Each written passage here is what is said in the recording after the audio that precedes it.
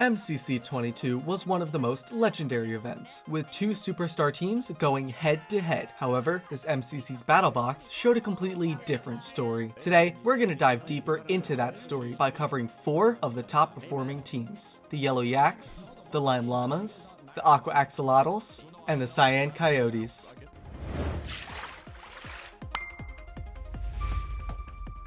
The last time JoJo and Blushy played BattleBox together in All-Stars, they were able to provide great bow support, but on this map, these gals prove that they aren't supporting players. They are the main attraction. The map has a layout that looks quite similar to the Canal map, having 2 distinct paths to the wool. While both paths force conflict between the teams, the boat path is notably riskier than the dock, being more open and having gaps to fall into. The map in general has lots of open space and spots to hide, making this a map very much centered around bowing. With this in mind, Sylvie pushes the right side while G Nelly soft pushes left. Both JoJo and Blushy then stay in their spawn to bow. This team is the most bow heavy out of all the teams, moving as a unit while staying back to bow, only rushing in when it is deemed safe. The standout performance on this team was JoJo Solo's, not only getting tons of kills with her stone sword, but also using her bow very effectively. In terms of their item usage, Sylvie also made good use of her bow, but G Nelly had a hard time hitting people, and Blushy had a restrained use of her jump potion. However, their biggest weakness by far was their passiveness overall. Their strategy of staying back until the enemies went for wool meant that they often stood at the same place for a long time. This meant that whatever team started pushing, they got stuck, forcing them to take oncoming arrows. This cost them some games against more aggressive teams, as you will see later on. Still, they won a respectable 6 out of 9 matches, getting a total of 25 kills, with JoJo getting 15 of them. Let's all go! Oh my god. It was Quig's birthday this MCC, so for his birthday, he doesn't just get his cake, he eats it too. Solidarity pushes left with his crossbow, while Quig pushes right. Pearl stays back to support with arrows, while Smager uses his jump potion to get to middle. Rushing middle is not very ideal on this map since it is easy to cover it with arrows, so Smager doesn't get the wool. Instead, he distracts the opponents by jumping around as if he is going for wool, wasting the opponent's arrows while the others of line can whittle them down. But no distraction is good without a backstab, and Quig was there to give it to him. He crushed his opponents with his stone sword and racked up a total of 18 kills, nearly tying the BattleBox record. The rest of the team held their own weight as well, with both Pearl and Solidarity getting 4 kills. Pearl especially doing good damage with her bow, saving Quig a couple of times. Their biggest weakness, besides implementing this strategy only after 3 games, is that Scott himself didn't do much damage. Often Quig was enough to compensate for that, but that wasn't always a guarantee. This meant whenever Scott was out early, it became very hard for Lime to then get the win. Still, they did really solid, getting 6 out of 9 wins, 2nd overall in points. Hey, I got first! Quig!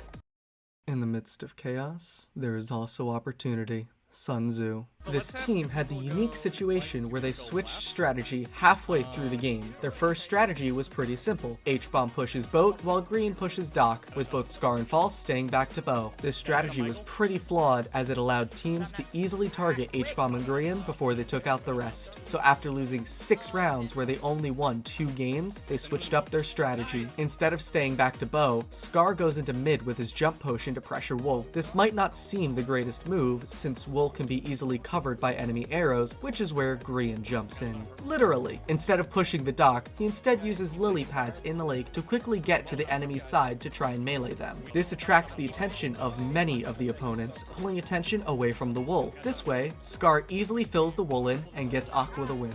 The biggest downside to this strategy is that this doesn't get much kills, and thus less coins, but it seems that didn't matter for this team much, since the only team they fully wiped was Orange, and that was only barely. Still, in the end, they got quite some kills, getting a collective of 14 kills, with H-Bomb getting a respectable 7 kills. A good showing for a team not predicted to do well in BattleBox. That's the strat! If MCC22 proves anything, it is that Cyan teams always do excellent in BattleBox. Seapeekay goes on the boat path alone. Ranboo and Wisp rush the dock, and Wilbur supports them with bow shots. This puts Seapeekay in a risky spot, but by playing extra conservatively, he's able to safely get hits with his crossbow. With this in mind, Ranboo and Wisp can wreak general mayhem on the opponents. The biggest reason this team got so many wins in the end was definitely Ranboo. Ranboo used his jump potion incredibly well, not just being a distraction for opponents like Smager did for Lime, but also being great in doing cheeky damage. It is by no surprise that the only match Cyan lost was when Ranboo was the first to go down. The rest of their kit usage was also pretty good. Wilbur put his plenty of arrows to good use, Seapeekay pushed back opponents with his crossbow well, and Wisp slayed many opponents with his stone sword. An interesting note, however, is that Seapeekay got more kills with his sword than Wisp did. Even though they both got the same amount of kills, this still led them to winning 8 out of 9 rounds in the end, with a combined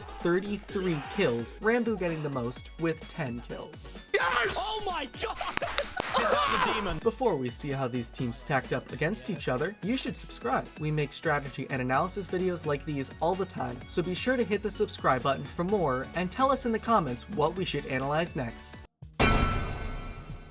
Being the first round, the teams scramble across the map, figuring out the layout while trying to bow each other. A loose arrow by Scar snipes Wilbur, but H-Bomb has to back down due to half of his health getting yanked by Ranboo. This means that False is left alone in a 2v1. In an effort to save False, all of Aqua put their entire focus on Wisp and Ranboo, but with bow support from Seapeekay, Wisp and Ranboo are able to successfully dodge whatever Aqua throws at them, and thus Aqua crumbles under the might of Cyan.